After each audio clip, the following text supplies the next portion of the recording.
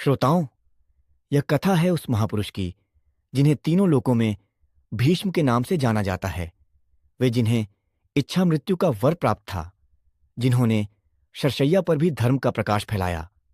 जब महाभारत का भीषण युद्ध समाप्त हो चुका था, भीष्म पितामह बाणों की शैया पर लेटे थे। शरीर छिन्न भिन्न था, लेकिन मुख तेजस्वी था।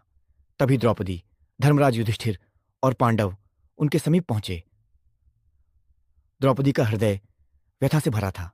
उसने करुण स्वर में भीष्म से पूछा, हे पितामह, जब भरी सभा में दुर्योधन और दुशासन ने मेरा चीरहरण किया, तब आप जैसे धर्मज मौन क्यों रहे? आपका मौन मेरी पीड़ा को और गहरा कर गया। यह सुनकर भीष्म पितामह ने गहरी श्वास ली और बोले, हे वसुंधरा की पुत्री, तेरी पीड़ा मैं जानता हूं, पर उस समय मैंने कौरवों का अन्न खाया था।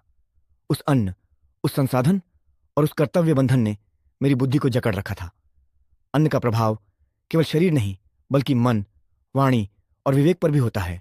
अब जब मैं शरशैया पर पड़ा हूं, शरीर क्षीण है, तो वह दोष धुल गया है। अब मेरी बुद्धि धर्म को स्पष्ट देख पा रही है।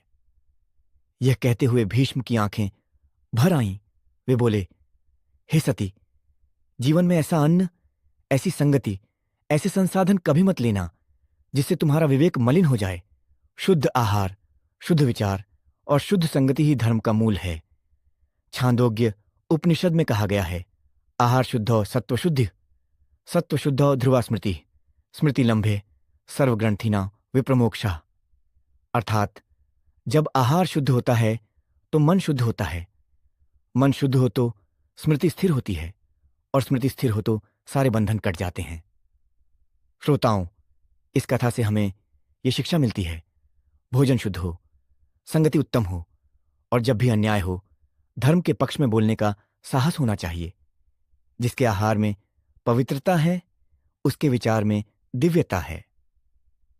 जानकारी अच्छी लगी हो, कृपया हमारे चैनल को सब्सक्राइब और वीडियो को लाइक करें।